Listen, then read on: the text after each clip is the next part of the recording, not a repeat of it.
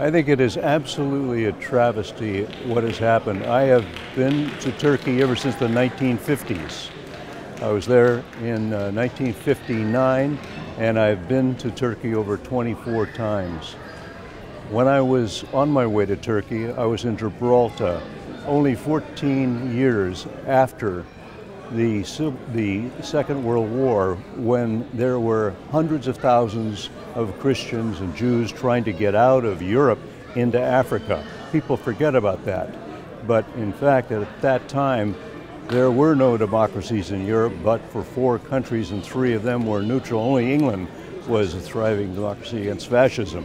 What I have seen happen in Turkey is a stunning reversal of promising, emerging change that I've witnessed all throughout the 1980s, 90s, and then all of a sudden, under the auspices supposedly of democracy, to see what has happened has been one of the most wretched things that I've observed in my lifetime. Totally absurd.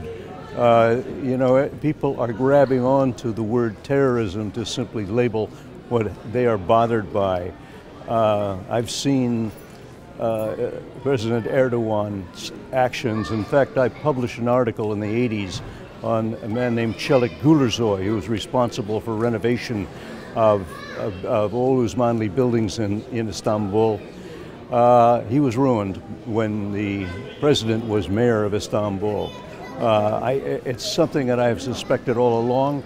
There were signs of the AK party being promising, and I think that the civic group that is in no way a competitor with the AK party, many of the members were voting AK. They weren't a rival group. The United States press has been wretched in portraying the Hizmet movement. This is a wonderful group of people who are encouraging schools around the world.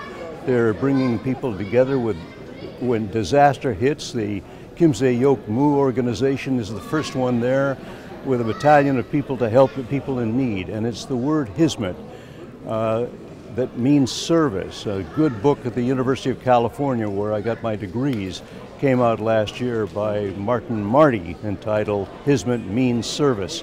I think if people keep that in mind about what Hizmet constitutes and what Hoca Efendi has established in his career, they would better understand. But what's being perpetuated under the auspices of terrorism, under the nonsense that this is a parallel organization within the state, is a manipulation of other terms often used in the history of Turkey to totally misrepresent the past and to cast aspersions on one of the great movements. I met Martin Luther King in the 60s, and I think that Fethullah Gulen is right there with Martin Luther King to advance understanding and an alliance of civilizations and not to perpetuate the clash.